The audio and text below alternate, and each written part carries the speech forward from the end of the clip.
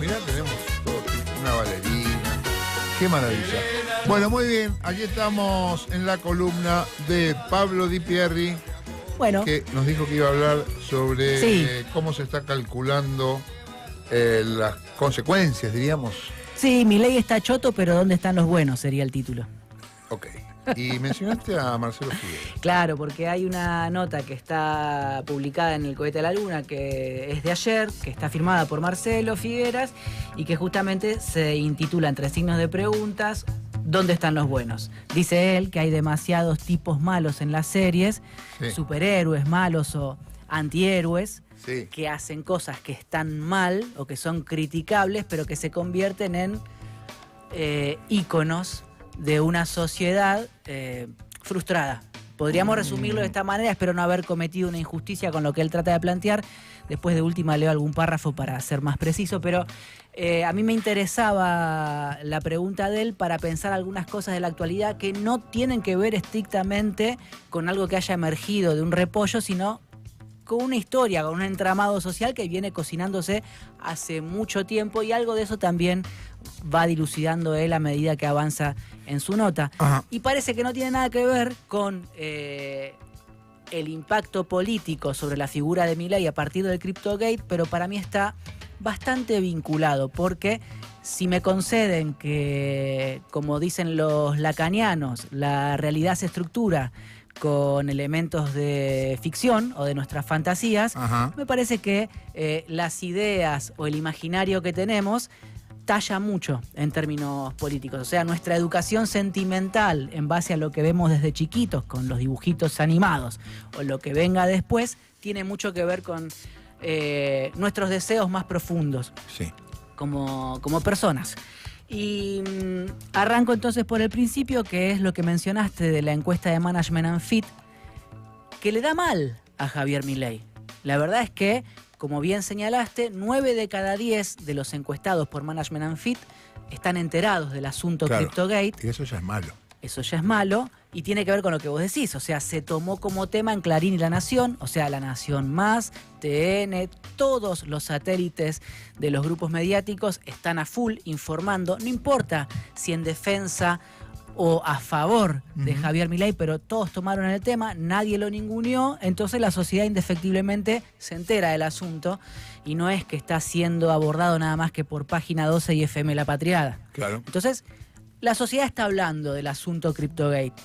El mundo está hablando. Era muy difícil de tapar el sol con un dedo, ¿no? Pero lo cierto es que en este caso lo tomaron.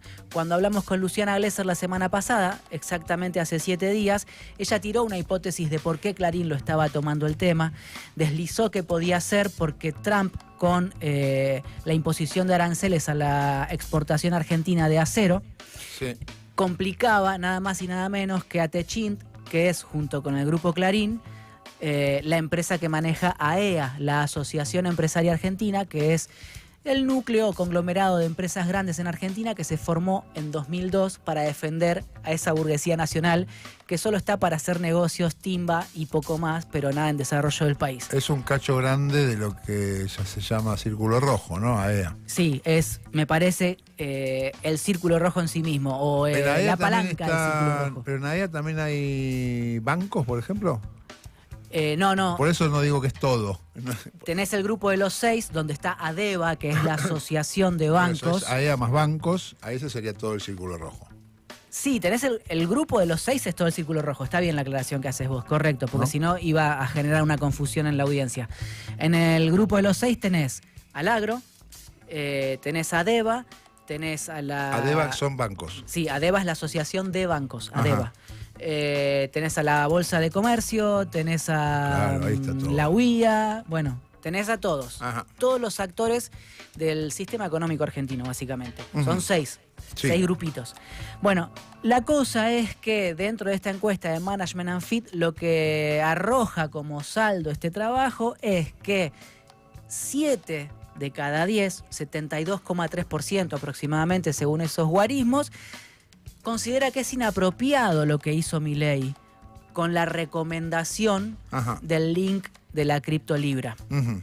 O sea, no solamente hay 9 de cada 10 que se enteraron, sino que hay 7 de cada 10 que reprochan, condenan, me parece que no está bien. Consideran que es malo. Sí. ¿Sí? Ahora, hay otros detalles cuando uno va desagregando la información de la encuesta que son para poner la lupa y empezar a discernir si uno quiere observar si empezaron a retasearle apoyo social a Milei o no. Porque, por ejemplo, pese a que 7 de cada 10 condenan la acción de Milei, cuando se le pregunta qué consideran que debe hacer la oposición a los encuestados, dicen 3 cosas. Un 20% dice que nada. O sea, el rol de la oposición debe ser nada. No joda. Sí. No sea opositor, no joda. Claro. Ahora, el 65% sí le da una tarea a la oposición. Un 30% que podría asimilarse al kirchnerismo, al peronismo, dice juicio político. Un 35% dice comisión investigadora o algo que esclarezca los hechos. Bien. Esa ecuación se traduce en una representación bastante fidedigna en el Congreso. El juicio político fue deplorado por la mayoría de los representantes del pueblo en el Congreso de la Nación y la comisión investigadora casi sale, si no fuera... Yo estuve el jueves acá por última vez y estaban los votos. Sí. Había 50 votos, yo conté al aire 50 votos más o menos. Dije, están los 13 radicales más los 34 peronistas y hay 3 aliados. Yo dije, hay 50 votos. Por ahí, no me apuren porque hay más, dije. ¿Qué pasó? La Casa Rosada empezó a presionar a los 4 gobernadores radicales más gravitantes dentro del Senado y dieron vuelta 5 votos. Entonces se perdió por 1 voto la votación. Faltó astucia dentro del peronismo, es otro tema que podemos abordar uno de estos días, pero más allá de eso, se perdió por 1 voto la votación de la comisión investigadora en el Congreso y me parece que guarda relación con esto que algunos políticos miran con obsesión, que son las encuestas de estas consultoras, que es, mirá que el 35% no quiere juicio político, quiere que hagamos algo, que esclarezcamos, que investiguemos, pero o sea, en este que no jodamos mucho. El pueblo está bien representado en la Cámara de Diputados. Bueno, es una pregunta acertada, ¿no? Porque lo primero que sale en un sector de nuestra sociedad y sobre todo, y muy probablemente, el sector que habita nuestra audiencia, es una demanda hacia la dirigencia que no hace nada, ¿sí? O hace poco, o solo hacen algo aquellos que efectivamente fueron votados por nuestra audiencia. Pero hay un pedazo bastante importante de la sociedad que no quiere que haga nada. Claro. La dirigencia política, porque banca a Javier Milei. Entonces, cuando uno empieza a observar las páginas finales del informe de Management and Fit, encuentra esto, que hay respaldo para las agachadas del sistema político, porque hay sociedad que no quiere que entorpezcan la gestión de Milei. Sí. Por eso yo dije, guarda, porque Milei parece estar bien choto en el sentido que decía mi abuela en Chivilcoy, le decía choto cuando algo estaba viejo, cuando algo no servía. Claro. Puede parecernos eso, porque nuestros entornos lo condenan, porque nosotros condenamos lo que efectivamente hizo, pero hay una parte importante de la población que se resiste a hacerlo. Porque calculamos mal también, ¿no? Porque uno, digamos, nosotros ya de entrada nomás somos opositores a Milei antes de haberlo votado, antes de conocerlo a Milei, somos opositores de Milei. Sí. Pero el cálculo malo es cuando vos decís, che, loco, el tipo acaba de hacer una estafa que se vio y que la vio todo el mundo, esto va a hacer que la gente piense que es un mal tipo, que es un estafador, que es una cagada. Correcto. Eso es lo que está mal calculado. Sí. Esto no va a hacer que la gente piense mal de Milei. Bueno, ahora nos vamos a meter con el mundo cripto o quiénes son los que están dentro del mundo cripto en Argentina y qué es lo que pueden llegar a pensar. Pero antes déjenme hacer un paréntesis porque salió publicada ayer una nota que explica también ese respaldo social al gobierno de Milei que muchas veces a nosotros nos cuesta observar. Ajá. Hay una nota publicada en página 22 de la edición dominical de Clarín, firmada por Ismael Bermúdez, que es medio hermano de Jorge Altamira. O sea, Ismael Bermúdez es trotskista, o por lo menos de izquierda. El título de la nota es Empleo e ingresos, mientras el nivel de trabajadores pobres persiste, la pobreza total disminuye. Esto es una contradicción en términos enunciativos. Sí. Mientras el nivel de trabajadores pobres persiste, la pobreza total disminuye. Ajá.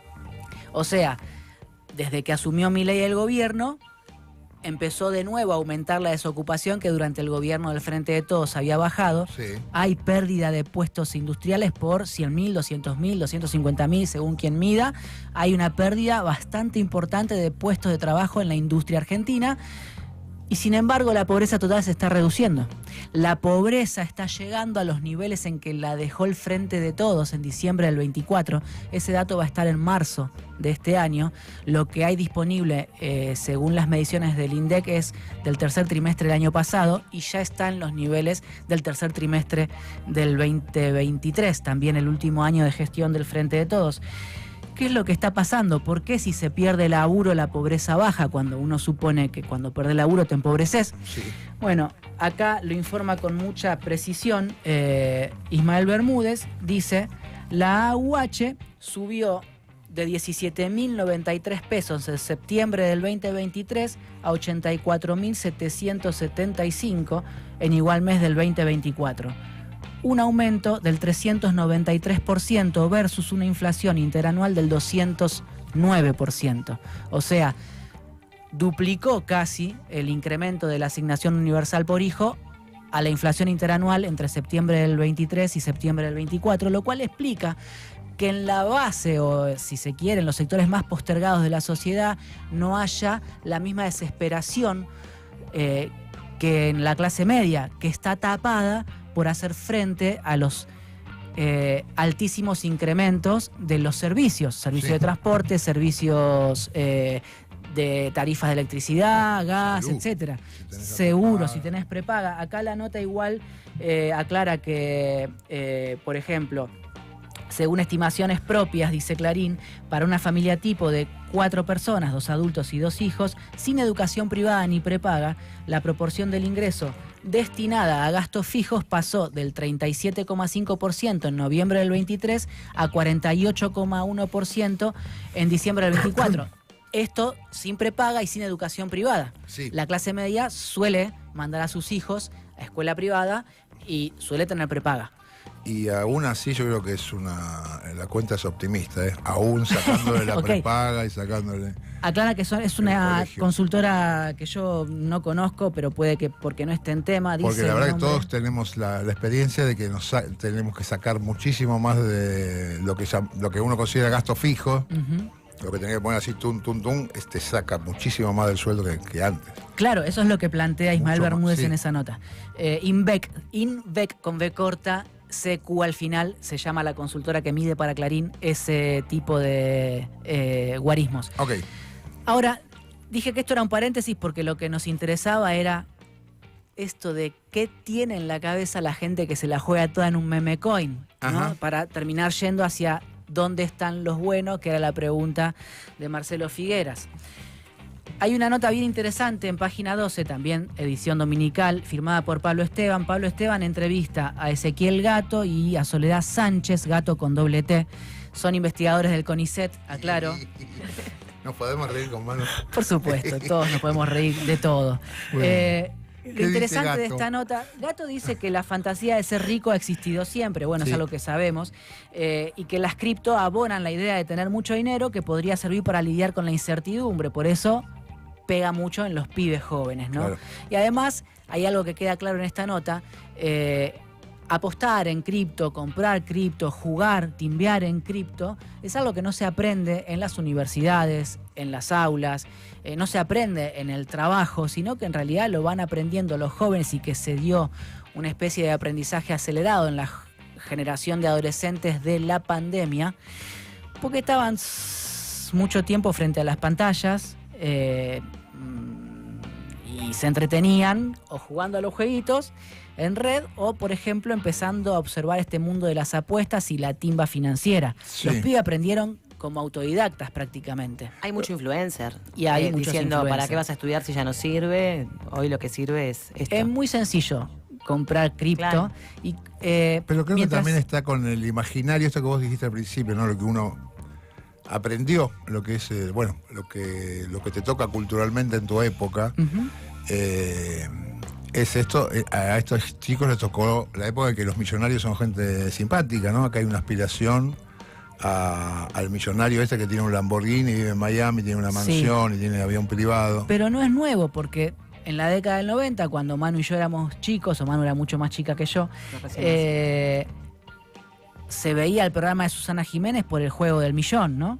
¿Se acuerdan? El $1.000.000 de Susana Jiménez. Susana. Claro. Bueno, siempre estuvo el deseo de salir de pobre jugando al PRODE, a la quiniela, a Lola Susana o a lo que Pero fuere. estoy pensando, me voy a ir. Pero en Lola Susana no ponías plata. Igual acá invertís tus hay ahorros. una diferencia de, creo que en otra época, vos trabajando, y esto por ahí, bueno, podías comprar una casa. Sí, claro. Yo nunca voy a poder comprar una casa trabajando. Eso es algo que no pasó. Porque las más. corporaciones se adueñaron de una manera mucho más creciente y eficaz para su propia clase de la tierra y del valor especulativo de la tierra. Lo manejan ellos, los estados ya no pueden disponer de las tierras casi, y el negocio inmobiliario se volvió algo inaccesible para los laburantes. Por eso casi. digo que es más fácil hoy caer en esto, en intentar Obvio ser que rico fácil, porque es la única perspectiva que tenés de por ahí comprarte algo. Soledad Sánchez, que integra la Escuela Interdisciplinaria de Altos Estudios Sociales de la UNSAM, hizo una encuesta con su equipo de laburo en 2022, cuando todo esto todavía hubiera resultado una quimera si nos lo preguntábamos, y en esa encuesta encontró que entre los que compraban cripto, la mayoría, 68%, eran hombres y jóvenes. 59% tenía entre 18 y 35 años. Y además encontró que el 50% de los que compraban cripto tenían niveles educativos bajos, tan solo 12 años de educación formal, esto es primaria y secundaria. Claro. O sea, salía a la secundaria y te jugabas el sueldo en cripto. Uh-huh.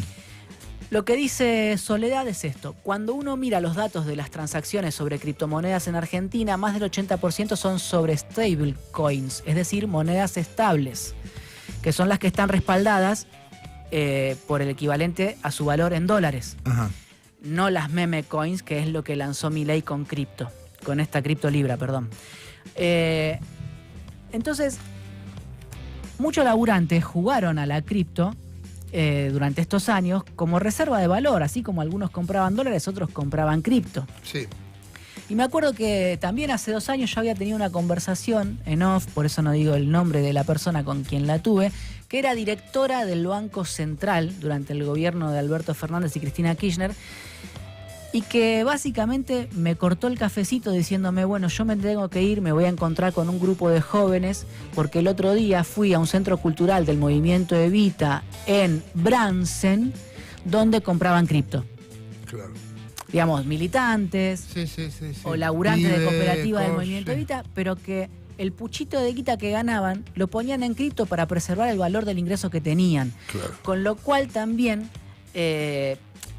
la condena fácil al mundo cripto debería a nosotros obligarnos a un estudio un poco más profundo de lo que está pasando, porque ahí también hay votantes, porque ahí también hay ciudadanos. Hay compañeros porque- que laburan y se compran la cripto. porque necesitan salvarse de la incertidumbre en la que están, ¿no? Sí. Cuando había una inflación elevada, entendían que por ahí zafaban algo de la guita que ganaban. El mundo cripto, dice Edgardo Esteban, no, perdón, Pablo Esteban, me equivoqué. El mundo Podemos cripto, mandar un beso a Edgardo Esteban. sí, es el resultado del descreimiento de los grandes relatos y el cuestionamiento de la regulación estatal. Sí.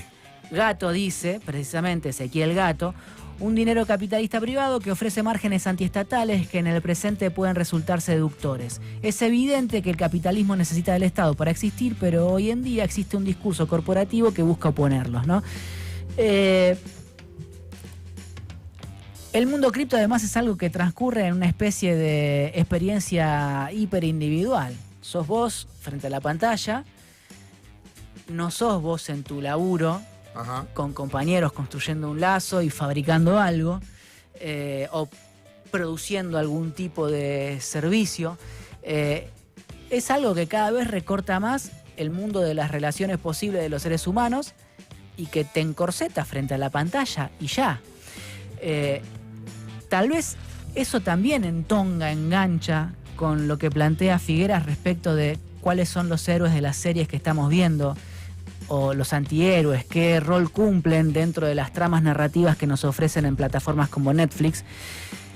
Y pese a que parece una soncera esa pregunta, para mí tiene una profundidad política bastante grande, porque ese tipo de figuras de antihéroes sobre las cuales se pregunta Figueras, antes eran impensables también, eran menos frecuentes, ¿no? Él habla del Hombre Araña, o incluso termina hablando del Eternauta, de Oesterheld como el héroe colectivo. Sí.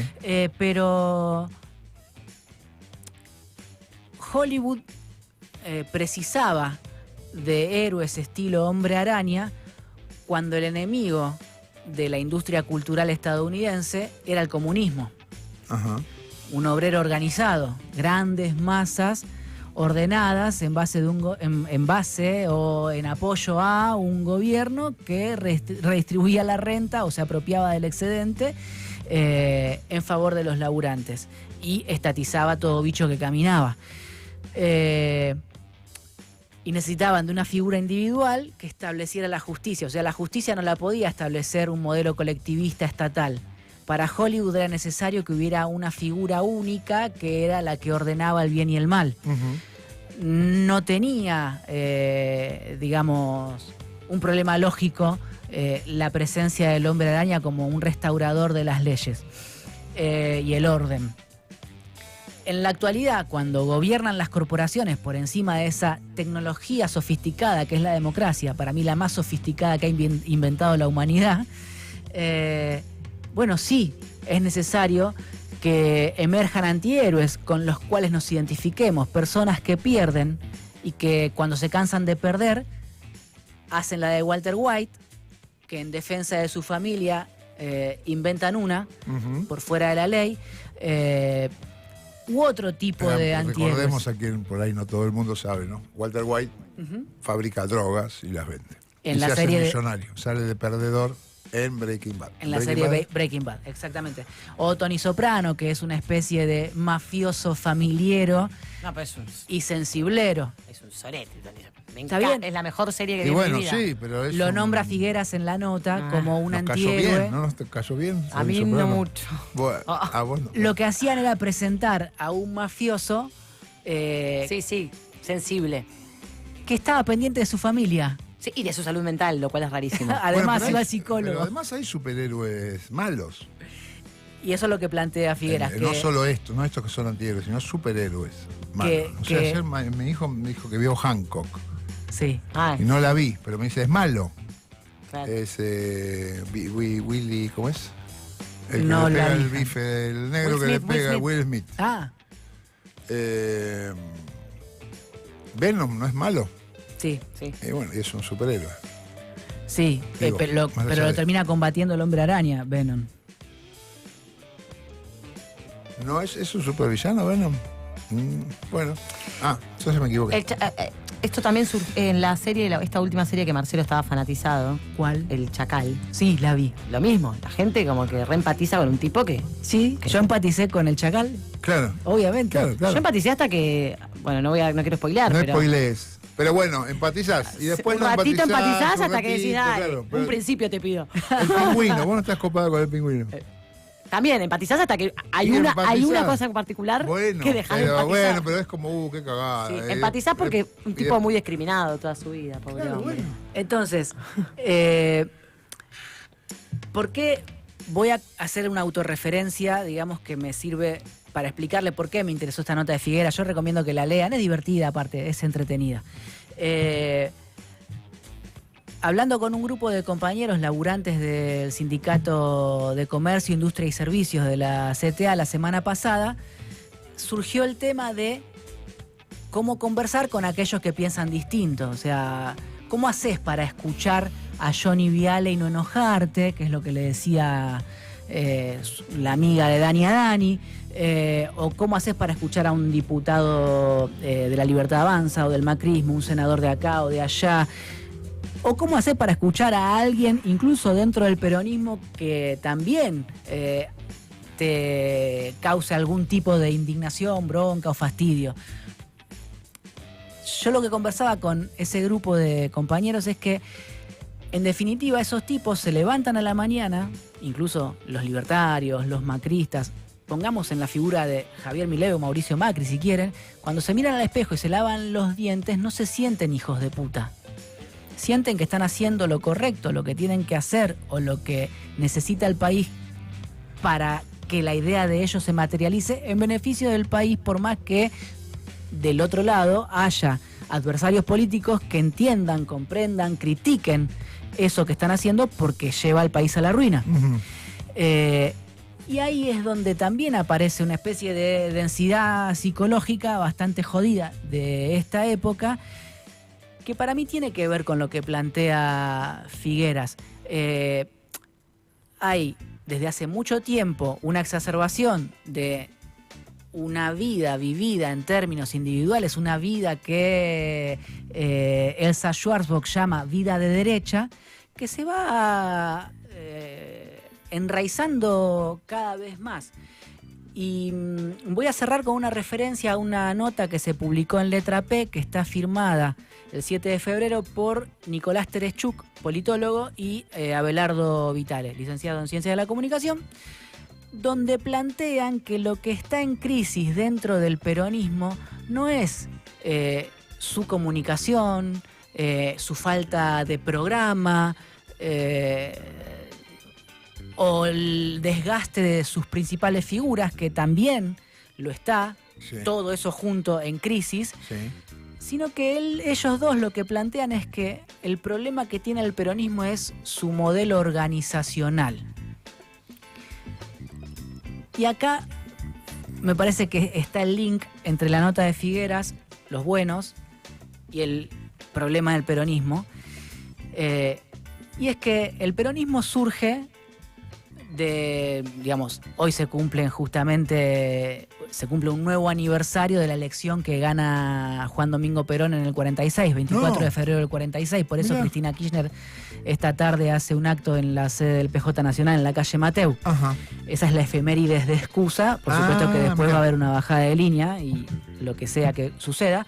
Pero el peronismo surge de la organización colectiva de los laburantes en los sindicatos pidiendo por la liberación del líder en ese momento, que era el tipo que le había dado aguinaldo, vacaciones desde la Secretaría de Trabajo y Previsión Social.